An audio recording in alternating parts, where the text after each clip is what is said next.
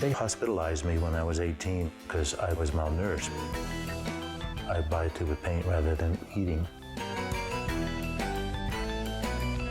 Buff Monster is planning a global conquest by his colorful characters. If you have light pink, pink, dark pink, and then some magenta, the world's yours. And Yosemite Sam? He's just trying to put some fun in your daily commute. It has nothing to do with anything else other than making somebody's day. They got a dumb job, and now they want to have some fun.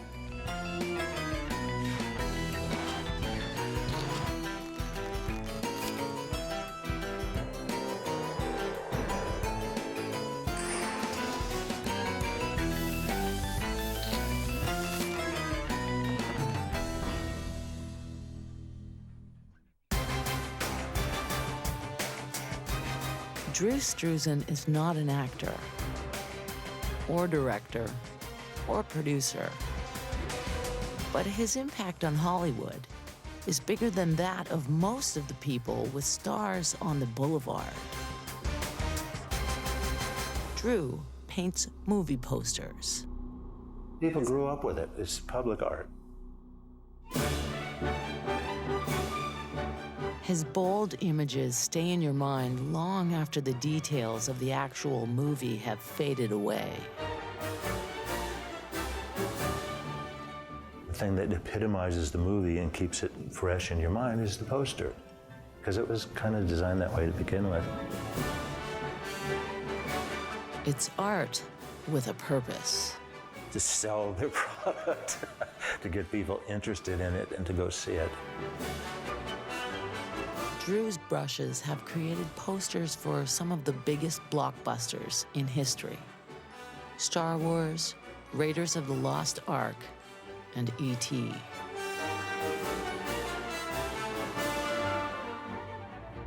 His style is unmistakable. In a Struzan poster, it's all about the face. Portraiture is probably the hardest thing to do for artists. It's not just a combination of your technical ability as an artist, but it's a personality thing that I kind of can see people, understand them, feel for them. So the compassion and understanding helps me then to do a portrait that feels like they feel in real life. And in doing so, it kind of connects with other people.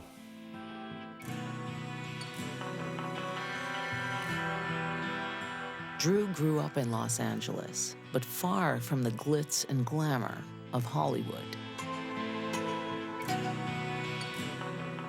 Parents didn't much care for me. In fact, my dad and mom were kind of jealous of my talent because it was seen when I was just a little kid. And my mom actually told my wife once that they didn't want to make my brother and sister feel bad by treating me special, so they decided to ignore me. And they actually did. I didn't have anything, didn't see anything, didn't go anywhere. A little bit of TV, no movies, no comic books, nothing. I had little or nothing. So most of my inspiration just came from nature, and I go to the library and check out art books and stuff. I mean, they hospitalized me when I was 18 because I buy a tube of paint rather than eating. I mean, I weighed 127 pounds and I was malnourished because the artist wanted to work. When you first go to college, you go in and see the counselors. And it was a simple question, what do you want to do? I said, what's my choices? I was 18, come on. You can be an illustrator or a fine artist. And I said, what's the difference? And I still say that. But she says, you know, a fine artist paints for himself, an illustrator paints for money. And I said, I'll be an illustrator then. His first job was in the music business. They gave work to young artists because they wanted new, fresh-looking stuff. And you get about $100 to do an album cover. One of those jobs was Alice Cooper's Welcome to My Nightmare, which Rolling Stone magazine called one of the greatest album covers of all time. The movie industry started calling that company, saying, can we get this guy to work with us? And I realized I don't need to be an employee anymore. They're calling for me. And that's how I got into the movies. His first poster was for The Blackbird, a comedy remake of The Maltese Falcon. Then, in 1977, Star Wars was released. After a few months in the theaters, the producers decided they needed to revamp the marketing materials and called a local artist for a new poster. They actually didn't call me. They called a friend I had gone to school with, Charlie White, and they asked him to do it, and he accepted the job. Except Charlie, being an artist, he was an airbrush artist, and he did mostly inanimate objects. He didn't do portraiture. So he called the portrait guy he knew, and he said, "You want to share a poster? You paint the people, and I'll paint the other stuff." And that's how I got the job. It was the beginning of his relationship with Steven Spielberg and George Lucas. They hired him to create the posters for Empire Strikes Back and Return of the Jedi. His poster for the fourth movie was a global phenomenon. Everywhere in the world, it was the same art, unchanged from what it was here in America. So you go to Canada, it was identical. You go to Japan, it's identical. It's been called the most seen piece of art ever because the movie just makes it sell. Not all his work has been for Hollywood blockbusters. I did a lot of B movies, a lot of bombs. In fact, I did a lot of work for independent producers, and the reason I did it, they said, a big A-class movie doesn't need good advertising, people are coming anyway. But a B-quality movie needs good advertising to bring the people in. Through it all, he never forgot what it was like to be poor. When I finally was working, I stayed home and worked. I mean, I'd be invited to, one I always remember was Indiana Jones to the premiere. I didn't go because I had a deadline to meet. It was more important that I take care of my wife and my child than it was that I go to a premiere. He's never lived the showbiz lifestyle, and he's never had his work on display in an art gallery. But Drew's creations have touched millions of people around the world. It doesn't have to hang in the Louvre to be important to people, and that's what art is for after all. It's to encourage people, inspire them, make them happy, make the world a little more peaceful or beautiful. It doesn't matter if it's hanging in their bedrooms. If it's seen and they enjoy it, I've done my job. And I feel good about my life. I've done something to help people, so it doesn't matter where it hangs.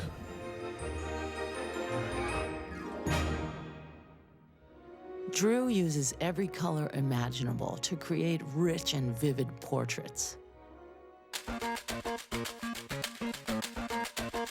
Buff Monster has a simpler approach. I actually had this idea where I wanted to do a coloring book, and it comes with like 5 or 10 pens or crayons, but they're all pink, all the same color pink. It's like, that's all you need.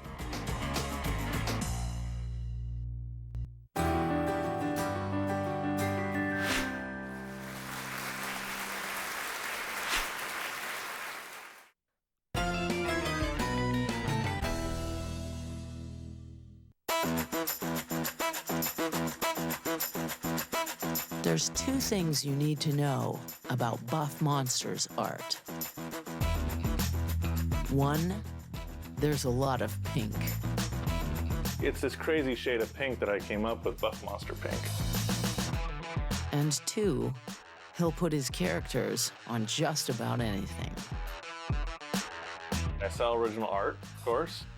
I sell toys, sell stickers, I sell prints, I sell almost, I just make stuff. He has a full line of collectible cards called the Melty Misfits.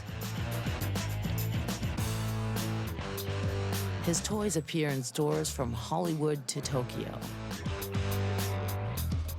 And an LA hotel even sells an ice cream dessert inspired by his work.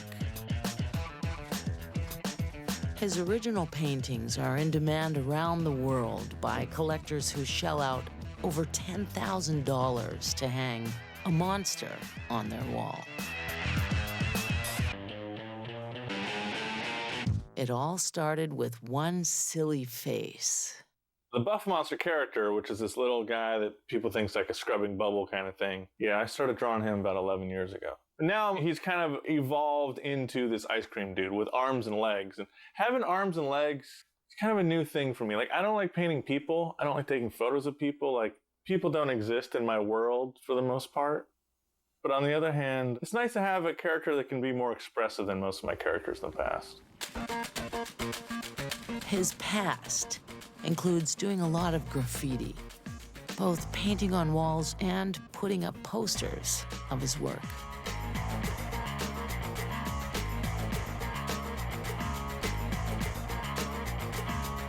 You don't make money physically making street art, but what you do is you make money with the cachet that making street art gives you.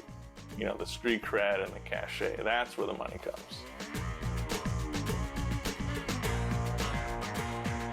At 27, he was a local legend on Melrose Avenue in Los Angeles and decided it was time to take his show on the road.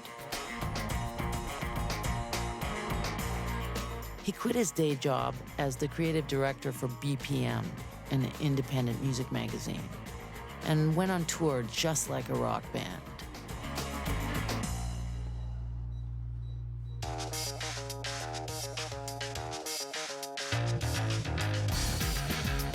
We did 23 cities in 5.5 weeks. We were doing live painting, live still screening. That's when Buff Monster became more than just a character he draws. We'd show up to a town, and the tour manager would introduce everyone in the crew, and then it'd always be like, well, where's Buff Monster? So I said, dude, just introduce me as Buff Monster. It's just easier. You know, like, it's just fine. So.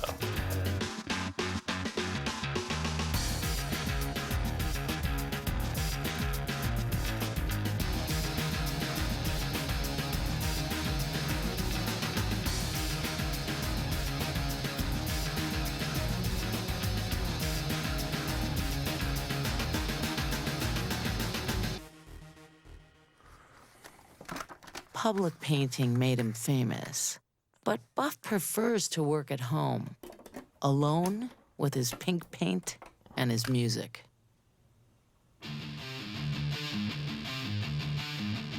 I listen to a lot of heavy metal. I mean, it's like everything I do comes from heavy metal. And you wouldn't think all my cute pink paintings would come from like a really dark place, like all the crazy black metal I listen to. But it does, you know, because for me, metal, you know, metal is about kind of paring things down to the essence, you know, of the idea.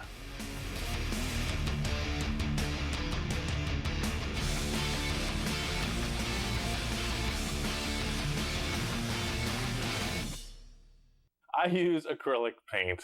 I couldn't deal with oil. There's no way. And, you know, yeah, you know, you can't get a good pink in oil, by the way. It doesn't exist.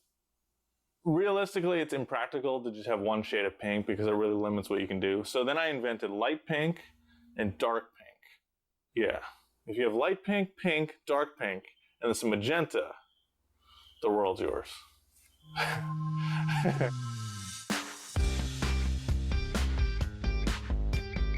Buff continues to look for new ways to use his characters. But whatever he does next, one thing you can count on, it will be pink.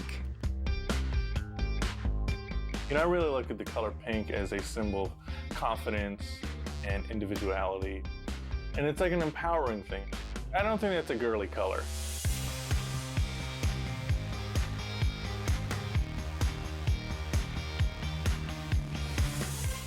Buff Monster has always used pink, and probably always will. Yosemite Sam is a little harder to pigeonhole. His art actually has a split personality. What I've done is I've taken the methods or technology and things that I've learned in the car field, taken them and put them into the sculpture field.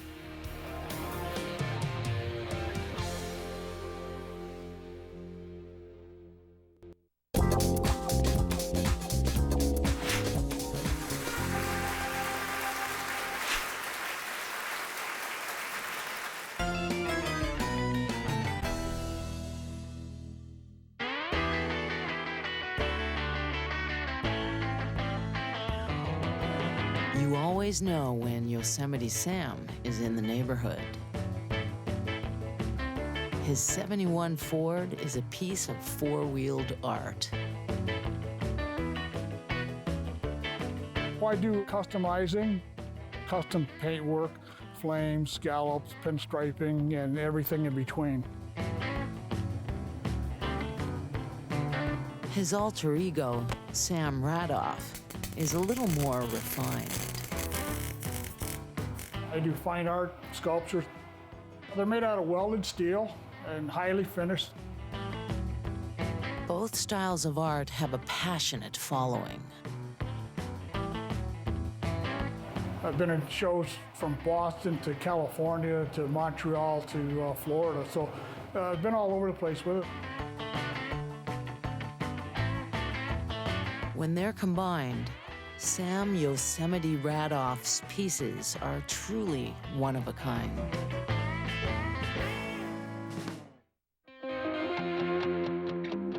This is done in candy colors, reds and blues and stuff like that.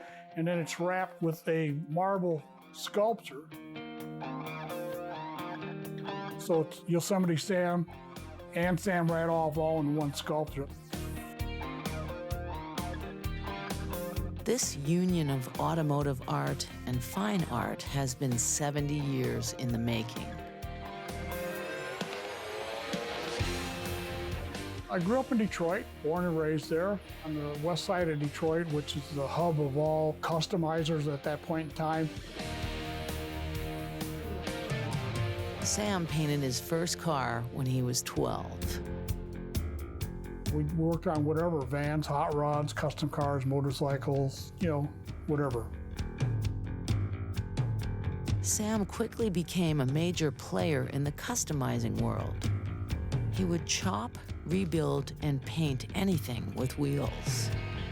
In 1970, he designed a motorcycle for Evel Knievel. Then, Hot Rod magazine named a Corvette he painted Street Car of the Year. And one of his choppers is on permanent display at the Museum of Modern Art in Switzerland. If you wanted transportation, you'd be driving the bus or take a cab, right? The idea of having a custom car or a chopper is not about transportation.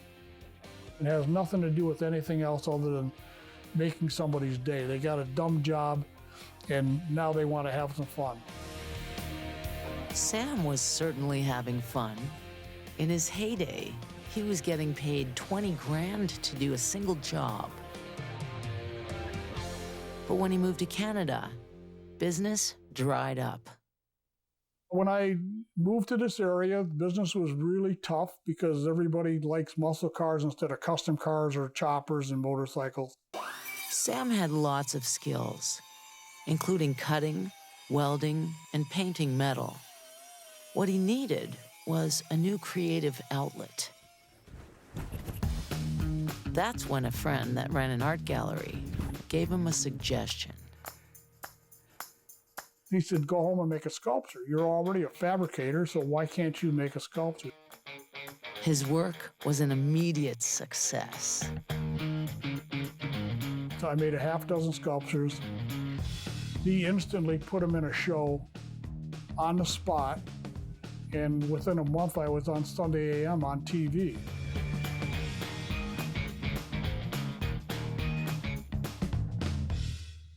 Sam's pieces now sell for between $5,000 and $15,000. They're made of metal, but what he's famous for is treating the surfaces so they look like stone.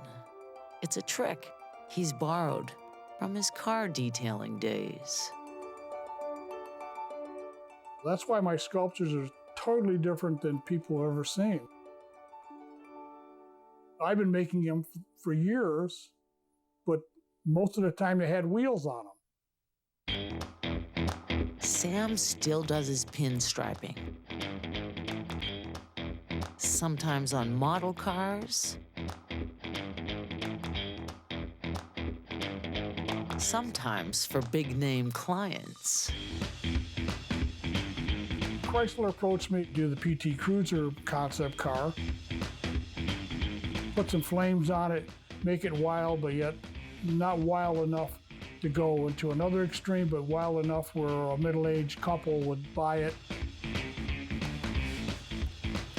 To attract younger customers, Sam has started doing demonstrations with masking tape. Well, I do this now because people don't have a clue what I can do. So instead of putting paint on a vehicle, I'll put tape on, show them what it can look like. If they like the concept, then I take the tape off and I redo it in paint with a little brush. Sam's flames are all done freehand, and they are all unique.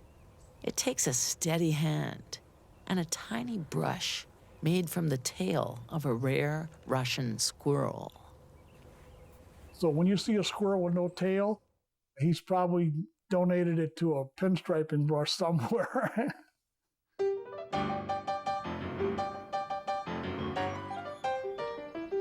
To some, he's a car guy that makes sculptures. To others, a sculptor that loves cars. But if you ask him, there really is no difference. I can take a pinstripe panel, sell it in an art gallery for anywhere from $300 to $1,000, but the same design, put it on a car, it's $50, $75, all because of perception.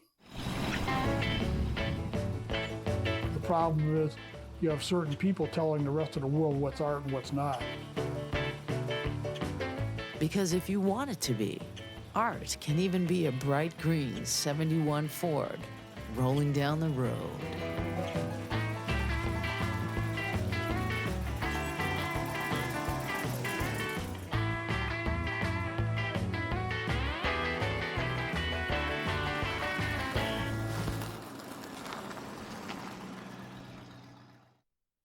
With most artists, you can see a little bit of their neighborhood in their art. Drew's posters are heroic and larger than life, a perfect fit for Hollywood Boulevard. Buff's stomping grounds are a few blocks away on Melrose Avenue, where life is all about being cool and trendy. And Sam's flame-covered cars, they get their raw energy from the hard-working town of Detroit, Michigan.